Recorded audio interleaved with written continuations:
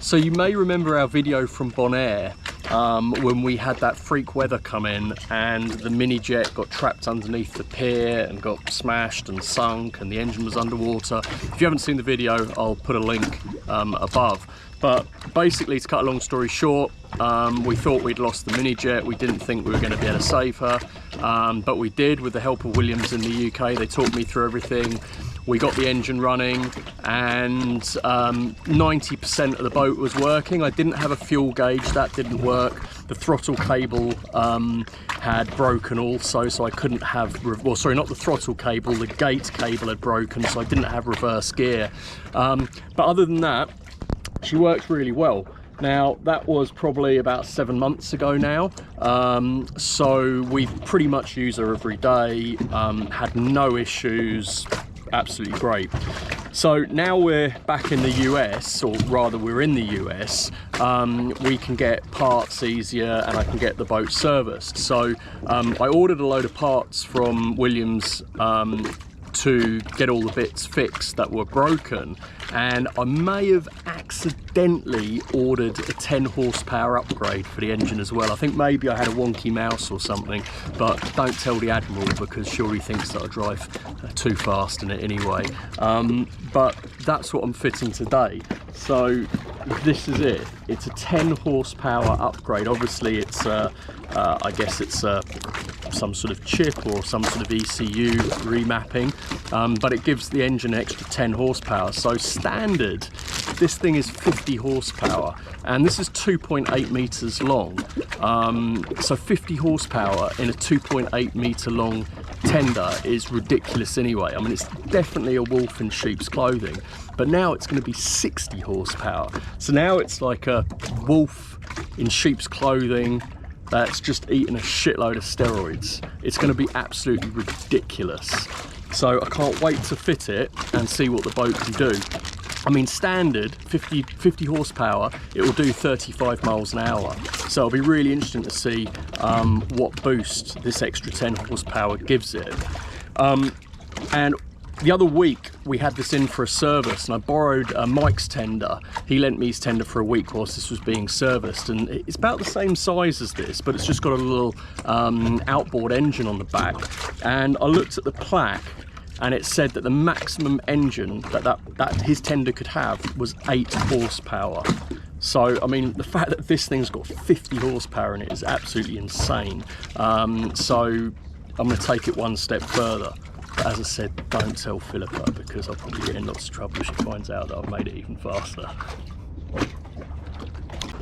Okay, so I'm told it's actually really simple to fit. Basically, the plug that plugs into the instrument cluster here, I think that goes to the ECU.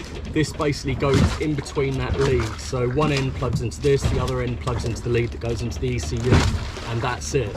So in order to get to this though, I need to take the seat off, and then unscrew this, and hopefully it should be fairly simple to fit, and then we can go for a blast.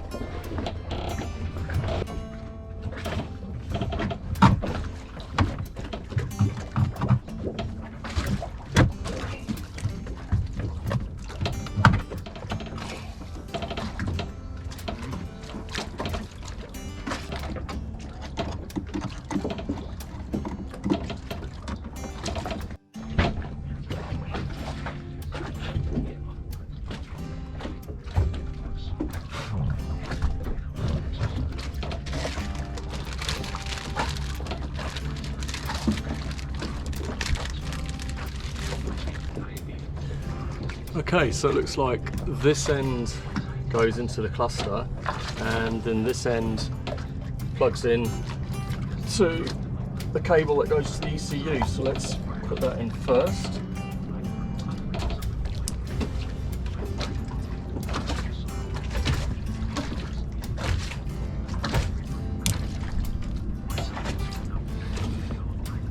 And then this end goes into the cluster.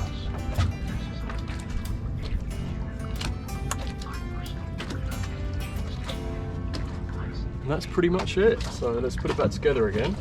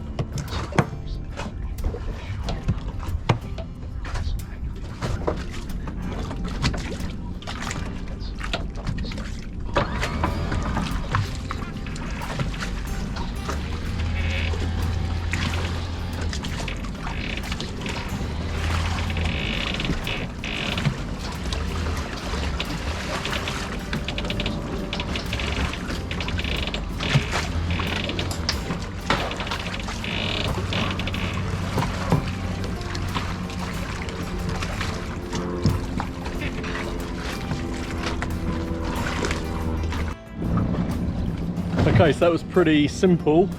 Took maybe about 15 minutes to do, so really easy. But the moment of truth is, will it start? Will there be an error message? So let's give that a go now.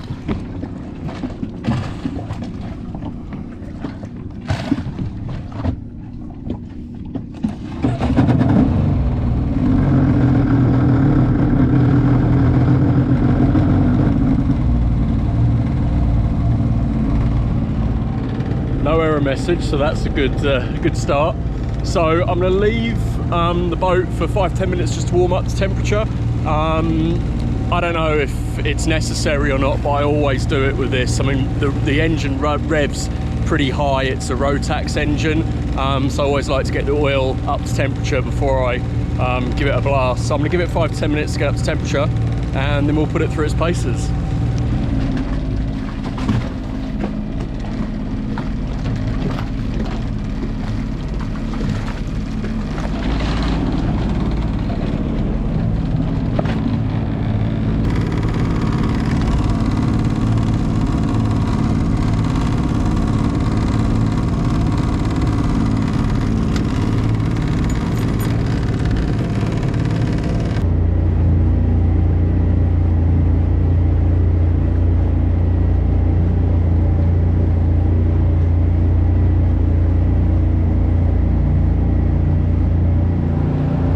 I'm going to head up the river a little bit to try and get some flat water. I mean, it's pretty flat here, but you know, when you're doing 35 miles an hour or hopefully more on a 2.8 meter long dinghy, any wave and you're flying, the jet comes out of the water. So I want to try and find a little bit of like really flat water and see what top speed I can get.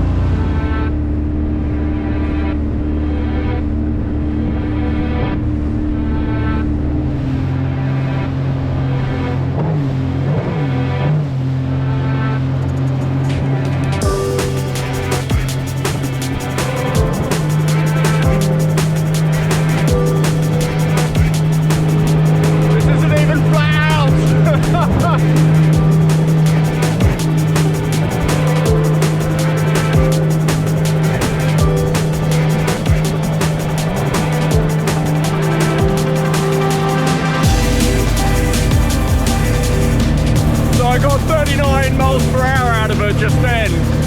I reckon it'll do 40. I reckon it'll definitely do 40 because I'm still bouncing quite a lot.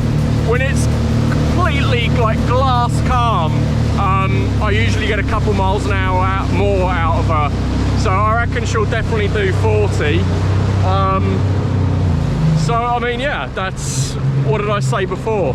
Like she'd on a very flat day she'd do 35, so it's an extra 5 miles an hour, which is a lot of fun. I think it will be a lot more useful when we're trying to wakeboard or kneeboard, because sometimes with the wakeboarding, especially if you've got a big guy on the board, it really needs all the power to get the person up, and then once they're up it's fine.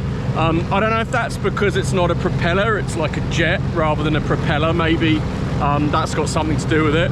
So hopefully that extra bit of grunt will help with that. But I mean, you know, I didn't really need another 5 miles an hour. 35 is quick, but 40 is definitely better.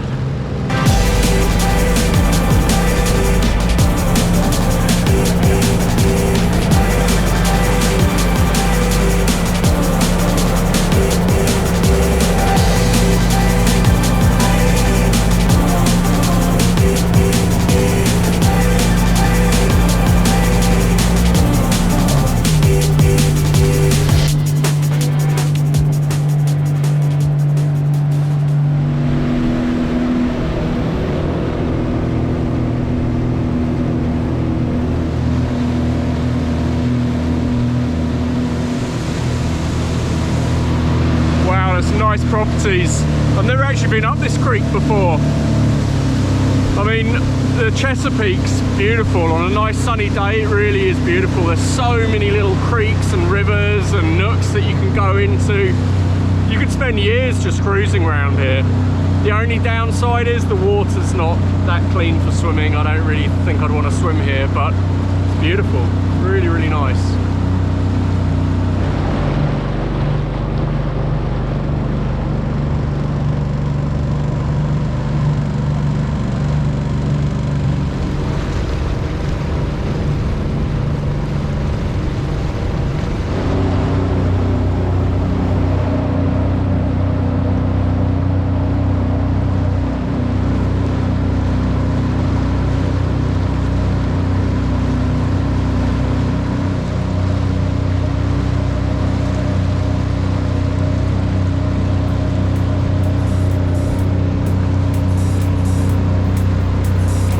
that's enough sightseeing.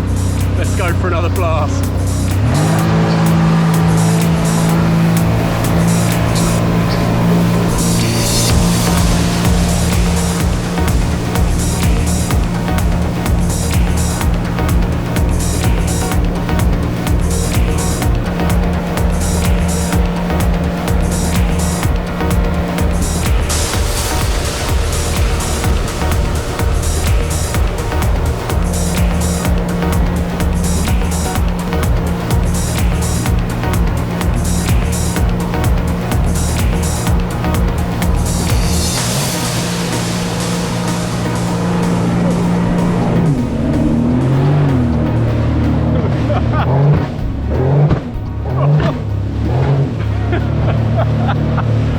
Chickened out, I had to back off the throttle.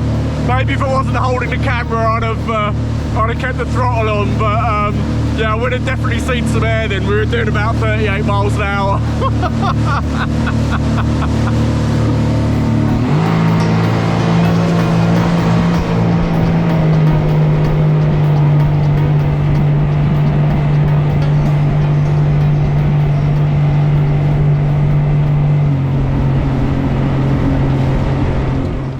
Absolutely loves this thing. I mean, he definitely loves it more than the main boat. Definitely. The joy he gets out of this is insane. Look at that face. Oh my God, be careful. Shit, he's such a boy. It's an absolute beast. Baby, you're coming out of the water, you know that. I got Baby, you know you're coming out of the water? Yeah, I got 40 miles an hour. Just be careful, please. Baby, be careful. Yeah, no, I got 40 miles an hour out of her. It's an absolute animal. God. It's so much fun, I don't want to put her away. Don't then, go off again. Go.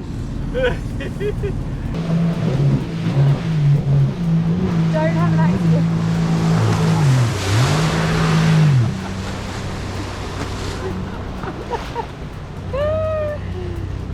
Boys down there. Whoa, whoa, whoa, whoa. Stacked it. Oh. That's so much fun. Oh, baby. Do you feel it even more than the 50 horsepower? It's like, it's revving higher, and like before I'd get like 35 out of it. It's now doing an extra 5 miles an hour. Yeah. And it's like rapid quick. And you can feel the difference?